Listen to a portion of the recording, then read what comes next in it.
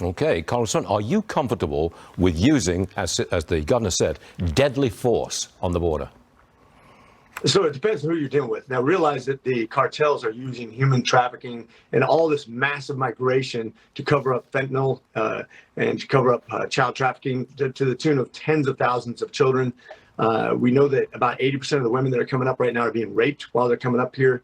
I, as an ER doctor, and I've been on the front lines of this immigration crisis, this invasion, if you will, for the entire time. And I remember back in the 90s when I was flying along the border as a helicopter pilot, watching massive amounts of people come across. When I was a close air controller, I'd have to stop in the middle of my close air support to actually let people bumble their way through the Arizona deserts.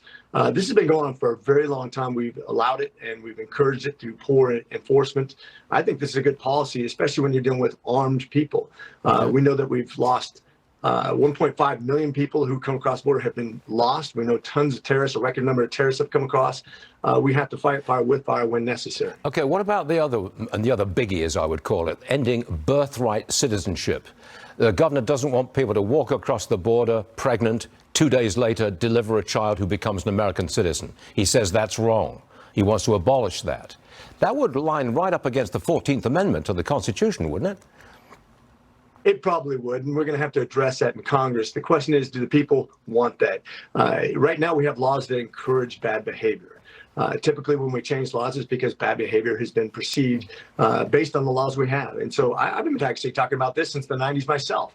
Why do we encourage people to have anchor children? Why do we encourage people to come here illegally to deliver their babies and then remain here just because they crossed some magical border and now they all of a sudden became citizens because they broke a law?